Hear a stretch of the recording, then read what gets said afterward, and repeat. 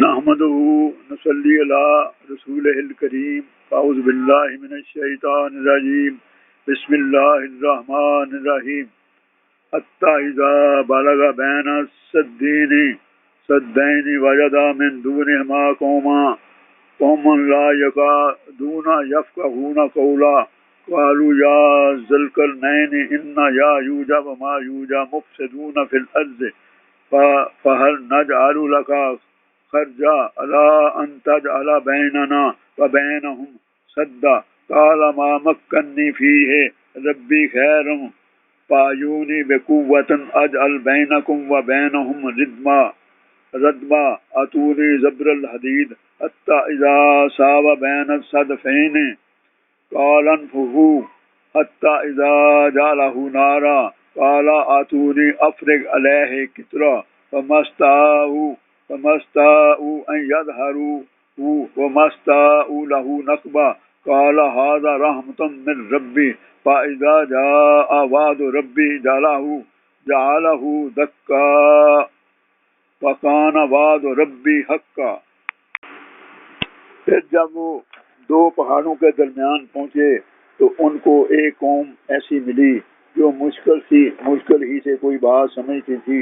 ان لوگوں نے کہا اے ذوالقرنین، یاجوج ماجوج اس زمین میں فساد پھیلاتے ہیں، تو کیا ہم تجھے کوئی ٹیکس اس کام کے لیے دیں تو کہ تم ہمارے اور ان کے درمیان ایک بند تعمیر کر دیں؟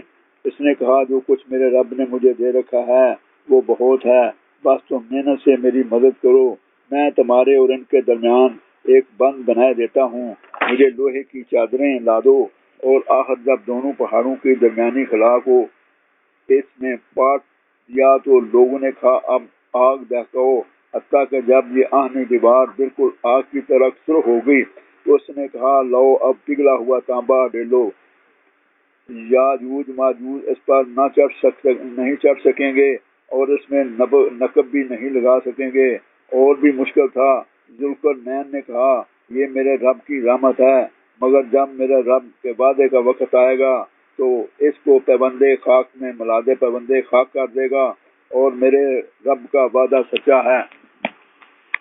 یہاں پر جوج ماجوج کا ذکر کیا گیا ہے جو کہ ایک ایسی قوم ہے جو کہ قیامت کے قریب ظاہر ہوگی، زمین سے نکلے گی۔ اور یہ جو حضرت ذوالقرنین نے جو وہاں پر ایک سد سکندری یا ایک دیوار بنائی ہے اس کے پیچھے سنا ہے قید ہیں، ان کا ذکر جو ہے وہ سورۃ انبیاء میں بھی آیا ہے۔ قیامت کے نزدیک یہ وہاں سے نکلیں گے اور ہر چیز کو تباہ و برباد کر دیں گے اور فساد پھیلا دیں گے۔ تقریباً یہ حضرت عیسیٰ علیہ السلام کا زمانہ ہوگا، تو پھر وہ ان کے لیے بد دعا فرمائیں گے تو یہ تمام کے تمام مر جائیں گے اور زمین میں انتہائی بدبو پھیل جائے گی۔ تو پھر ان کے لیے وہ دعا فرمائیں گے کہ آسمان سے اللہ تعالیٰ پرندے پیدا کرے گا جو کہ ان کو اٹھا کر دور پہاڑوں میں پھینک دیں گے اور ان سے جان چھوٹ جائے گی۔ تو یہاں پر کہنے کا مطلب یہ ہے کہ سکندر ذوالقرنین بادشاہ نے وہاں پر لوہے اور تانبے کی ایک ایسی دیوار بنائی جس کو جوج ماجوج کو پار کرنا جس کے لیے بہت مشکل تھا، یا اس کو توڑنا بہت مشکل تھا، اس لیے وہ وہاں پر مقید ہو کے رہ گئے، جو تاحال اللہ جانتا بہتر جانتا ہے کہ وہاں پر اب تک بہرحال اس آیت کے مطابق تو وہاں پر وہ مقید ہیں۔ تو قیامت کے نزدیک اللہ تعالیٰ اس دیوار کو ریزہ ریزہ کر دے گا اور جوج ماجوج جو ہیں وہاں سے نکل پڑیں گے۔ تو میں یہاں پر یہ بیان کرنا چاہتا ہوں کہ یہاں پر دو دھاتوں کا ذکر ہے، ایک لوہے کا اور ایک تانبے کا۔ لوہے کا جو اٹامک نمبر ہے وہ اس طرح ہے کہ یہ مرکب اعداد کی روح سے میں آپ کے سامنے لوہے کا جو اٹامک نمبر ہے وہ بیان کر رہا ہوں۔ ایک 8 عدد ہیں، دال کے 4 ہیں، پھر یہ آتا ہے اس کے 10 ہیں، پھر دال آتا ہے اس کے 4 ہیں، ان کا مجموعہ ہو گیا 26۔ یہ تو ہو گیا اٹامک نمبر لوہے کا۔ تو اس کے آگے آتا ہے کترا کا لفظ۔ کترا کا لفظ جو ہے نا وہ تانبے کے لیے استعمال کیا گیا ہے۔ اگر کترا کے اعداد دیکھیں تو کترا کے جو اعداد ہیں وہ بنتے ہیں کاف کا 1، توے کے 9، رے کے 2 1 کا 3 یہ کل 13 اعداد بنتے ہیں اور یہ سپارہ نمبر 16 ہے. اگر اس میں 16 ملا دیے جائیں تو یہ 29 بن جائے گا اور یہ تانبے کا جو اٹامک نمبر ہے یہ ہمارے سامنے آ جائے گا. یعنی لوہے اور تانبے کا اٹامک نمبر یہاں پر اللہ تعالیٰ نے بیان فرما دیا ہے. اگر آپ سپارے کا نمبر نہیں ملانا چاہتے تو علیہ کترا، علیہ کے بھی 16 اعداد بنتے ہیں. عین کے ساتھ، لام کے 3، یہ کا 1، ایک 5، یہ بن گئے 7 تو 3 10، 10 اور 1 11، 11 اور 5 16، کترا کے بن گئے 13، 16 اور 13 یہ بن گئے 29. یہ بھی تانبے کا اٹامک نمبر ہے. تانبے کا اٹامک نمبر جو دوسری دفعہ بیان کیا گیا ہے وہ بیان کیا گیا ہے سورت سبا میں.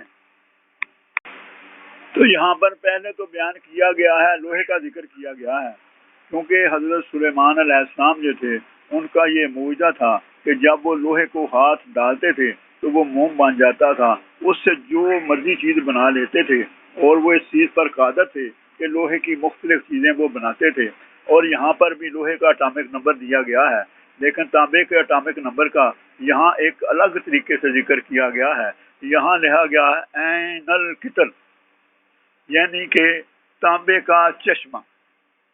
عین کے جو اعداد بنتے ہیں وہ 7 ہیں، یہ کا 1 ہے، نون کے 5 ہیں، 7 1 8 اور 5 13 ہو گئے. اس کے آگے آتا ہے الف کا 1، لام کے 3 ہو گئے، 13 اور 3 16 ہو گئے. تو کاف کا 1 بن گیا، 17 ہو گئے، 17 اور 9 ہو گئے، 26 ہو گئے.